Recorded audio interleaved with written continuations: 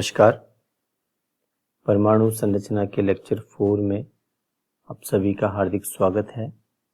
आज का जो हमारा विषय रहेगा वो डी ब्रोगली का जो हमने समीकरण निकाला था, डी ब्रोगली ने जो सिद्धांत दिया था, जो फॉर्मूला दिया था, उसके बारे में हम अध्ययन करेंगे कि उसने जो फॉर्मूला दिया उसके महत्व क्या है। तो पहला महत्व तो ये है कि जो उसने फॉर्मूला दिया वो lambda equal to H upon of M C, lambda equal to H upon of M V, या फिर हम कह सकते हैं H upon of P. P यहाँ पर संवेग है। तो आपको यदि प्रश्न में किसी कण का द्रव्यमान और उसका वेग दे दिया जाए तो आप उस कण के साथ जुड़ी तरंग की तरंगदैर्ध्य का मान निकाल सकते हैं। ये एक महत्व है। फॉर एग्जाम्पल, अगर कोई कार है, कोई ट्रक है, अगर वो 100 की स्पीड से मूव कर रहा है और उसको कार का द्रव्यमान यदि आपको पता है तो m आपके पास आ गया, v आपको पता है, h स्थिरांक है, तो आप उस कार के साथ जुड़ी तरंग की तरंगदैर्ध्य का मान निकाल सकते हैं। तो न्यूमेरिकल आपके आ सकता है। इसके बाद ये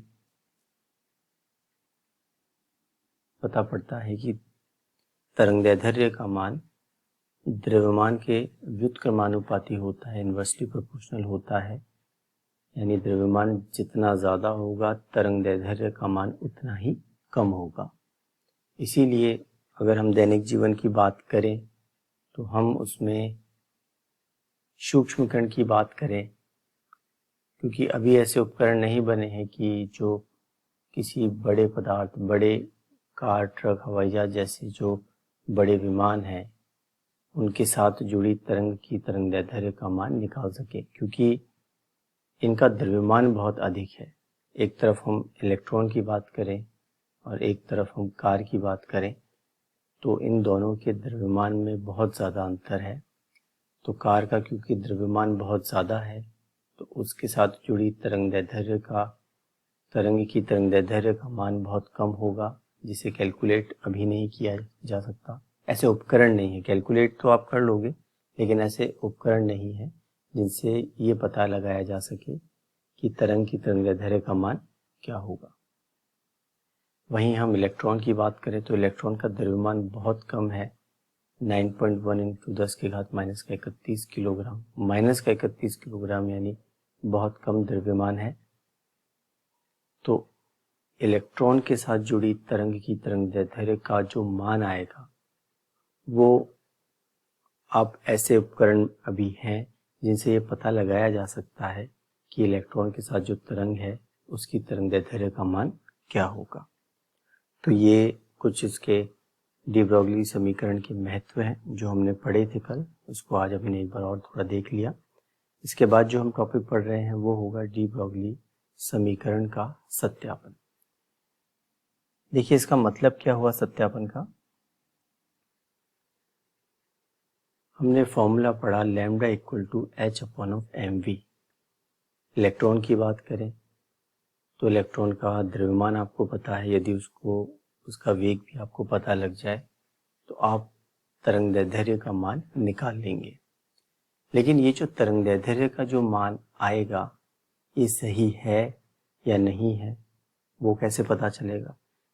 इलेक्ट्रॉन हो चाहे कोई भी कण हो जिसका कोई द्रव्यमान है और उसका वेग यदि आपको पता है तो आप lambda equal to H upon of M V से तरंगदैर्ध्य का मान निकाल लेंगे जो तरंग उसके साथ जुड़ी हुई है। लेकिन ये मान सही है या नहीं है ये कैसे पता लगेगा, इसे हम पढ़ेंगे डी ब्रोगली सिद्धांत के सत्यापन में। सत्यापन में छोटी सी डेरिवेशन है। सबसे पहले आप lambda equal to H upon of M V लिख लें, क्योंकि यहाँ पे इलेक्ट्रॉन की बात हो रही है तो हम यहाँ पे सी नहीं लिख सकते, यहाँ हम वी लिखेंगे। यहाँ पे दो चीज़ें हैं, जो स्मॉल वी है जो ब्लैक में लिखा हुआ है वो वेग है, और जो बड़ा वी रेड कलर में लिखा हुआ है वो वोल्टेज है। तो दोनों में कंफ्यूज नहीं होना है आपको। तो सबसे पहले आप क्या करें, lambda equal to H upon of M V, ये हो गया इक्वेशन नंबर 1। तो डी ब्रोगली ने क्या कहा कि मान लीजिए किसी इलेक्ट्रॉन को v वोल्टेज दे करके त्वरित किया जाता है, एक्सेलरेट किया जाता है, तो उसकी ऊर्जा जो होगी वो होगी EV। ये अब आप देखें, उसकी ऊर्जा होगी EV। इसे हमने इक्वेशन नंबर 2 दे दिया। क्योंकि इलेक्ट्रॉन गतिमान है, तो गतिमान इलेक्ट्रॉन के लिए गतिज ऊर्जा का मान, काइनेटिक एनर्जी का मान जो होता है, किसी भी मूविंग पार्टिकल के लिए, गतिमान कण के लिए गतिज ऊर्जा का मान हाफ mv² होता है। और यहाँ पे हम इलेक्ट्रॉन की बात कर रहे हैं, तो उसकी गतिज ऊर्जा का मान भी हाफ mv² होगा। तो ये देखिए, काइनेटिक एनर्जी गतिज ऊर्जा बराबर हाफ mv²। m क्या है? इलेक्ट्रॉन का द्रव्यमान है, v इलेक्ट्रॉन का वेग है। इसे हमने इक्वेशन नंबर 3 नाम दे दिया। अब आप इक्वेशन नंबर 2 और इक्वेशन नंबर 3 दोनों को इक्वल कर लें, बराबर कर लें, तो आपका ये फॉर्मूला आ जाएगा EV equal to half mv²। अब आपको डेरिवेशन करने के लिए हाफ mv² जो है, उसमें ऊपर की तरफ और नीचे की तरफ, दोनों तरफ आपको ये देखिए m से डिवाइड और मल्टीप्लाई कर देना है।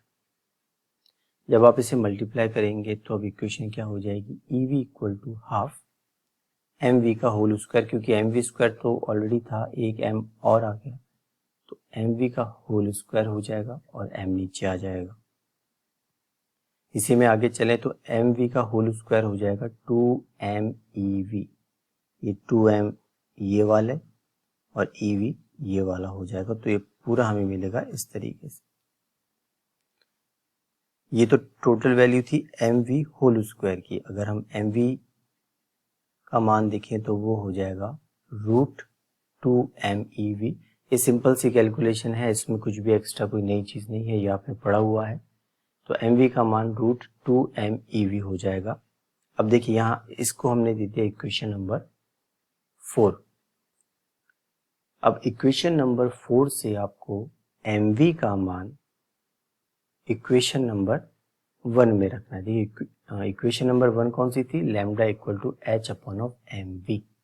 ये इक्वेशन नंबर 1 थी। तो आपको इक्वेशन नंबर 4 से mv का मान इक्वेशन नंबर 1 में रखना है।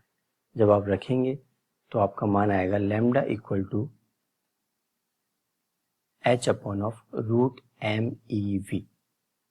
ये वैल्यू आ गई और ये आपका इंपॉर्टेंट फॉर्मूला है। इसमें कोई भी न्यूमेरिकल आपसे पूछा जा सकता है। अब जब भी अगर ऐसा कोई न्यूमेरिकल आता है तो आपको पूरी कैलकुलेशन नहीं करनी है। देखिए, हमने बात करी है इलेक्ट्रॉन की। इलेक्ट्रॉन का द्रव्यमान आपको पता है 9.1 × 10⁻³ kg। ई यहाँ पे जो स्मॉल ई है वो इलेक्ट्रॉन पर आवेश है। इलेक्ट्रॉन का जो आवेश होता है वो 1.6 × 10⁻⁻19 कूलाम होता है। 1.6 × 10⁻⁻19 कूलाम होता है। तो अब आप देखिए कि ये सारी वैल्यू, और h आपको पता है, h प्लांक स्थिरांक है जिसका मान 6.62 × 10⁻34 होता है। यानी हम इस फॉर्मूले को देखें, इसे हम फाइनली इक्वेशन नंबर 5 दे देते हैं। तो इक्वेशन 5 की जो बात हो रही है, इसमें आप देखें कि सारे कांस्टेंट हैं v को छोड़ के। जो कैपिटल V है उसको छोड़ के सबका मान आपको पता है। तो इन सब का कैलकुलेशन करने के बाद जो मान आता है वो है lambda equal to 12.26 × 10⁻⁻10/√v। v यहाँ पे वोल्टेज है और ये जो पूरा मान है वो आएगा आपका लैम्डा का मीटर के अंदर।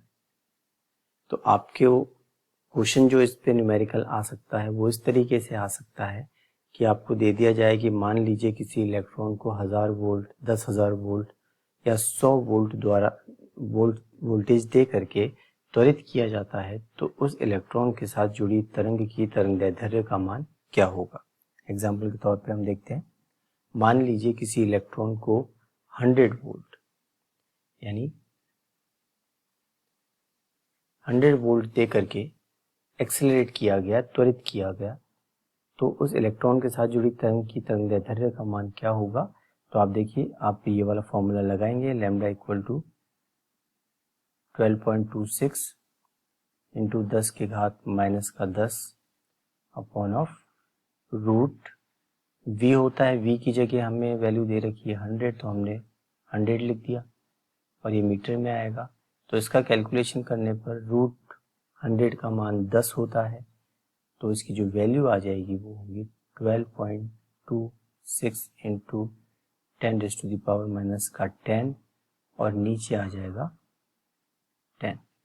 तो और इसको फर्दर कैलकुलेट करें तो आ जाएगा 1 से 12.26 इंटू 10 के घात माइनस का 11 मीटर। तो आप ये देखें कि सिंपल सा कैलकुलेशन है। अगर कोई वोल्टेज देकर, यदि आप इसी में 100 की जगह अगर आप 10,000 लिखते कि अगर किसी इलेक्ट्रॉन को 10,000 वोल्टेज दे करके त्वरित किया जाता है, तो उस इलेक्ट्रॉन के साथ जुड़ी तरंग की तरंगदैर्ध्य का मान क्या होगा। तो हमें सिंपल सी कैलकुलेशन है, उसका स्क्वायर रूट निकाल लें आप, 10,000 का 100 आएगा, तो वैल्यू जो होगी वो 12.26 इंटू 10⁻⁻12 मीटर हो जाएगी। ये सिंपल सी कैलकुलेशन है, ये इंपॉर्टेंट है, आप इसे ध्यान रखें।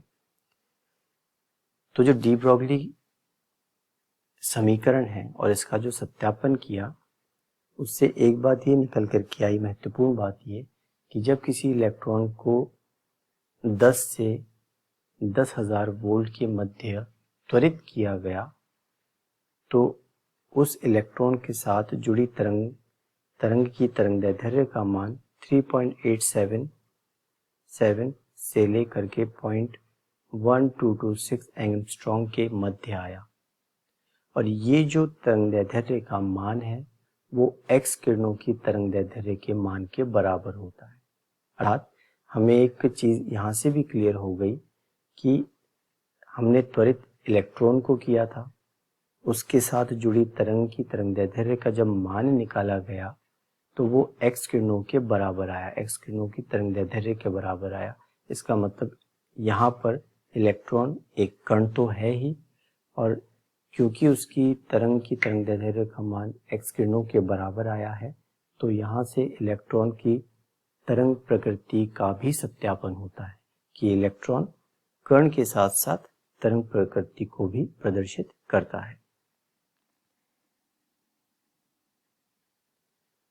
और इसी को वेरीफाई करने के लिए डेविसन और जर्मन ने भी एक प्रयोग किया। ये सिंपल सा डायग्राम है, आप देख लें। ये पूरा जो है वो वैक्यूम के अंदर है।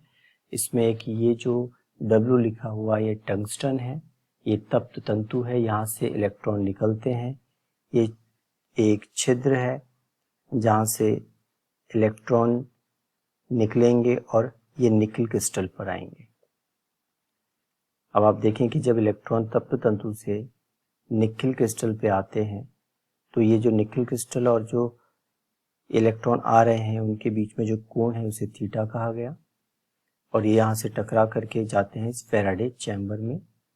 ये F का मतलब फैराडे चैम्बर है और ये G गैल्वेनोमीटर है, जो आने वाले इलेक्ट्रॉन से जो करंट मिलती है उसको नापते हैं। अब आप ये देखें, जब आपतित कोण को स्थिर रखते हुए ये जो इलेक्ट्रॉन आ रहे हैं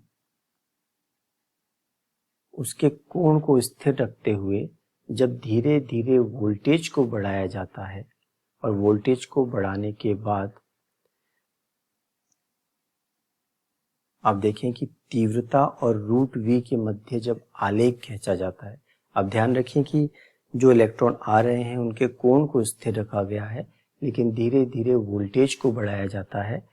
तो वोल्टेज को बढ़ाने पर तीव्रता और रूट V के मध्य जो आलेख खींचते हैं, तो उसमें आप देखें कि नियमित रूप से उच्चिष्ट और निम्निष्ट प्राप्त होते हैं। और नियमित रूप से उच्चिष्ट और निम्निष्ट प्राप्त होना यह तरंग का गुण है, क्योंकि तरंग के अंदर उच्चिष्ट और निम्निष्ट होते हैं। और ये जो हमने पढ़ा है पूरा प्रैक्टिकल जो है, वो जो प्रयोग किया डेविसन और जर्मन ने, वो इलेक्ट्रॉन पे किया था। इलेक्ट्रॉन एक कण है, लेकिन जब तीव्रता और रूट वी के मध्य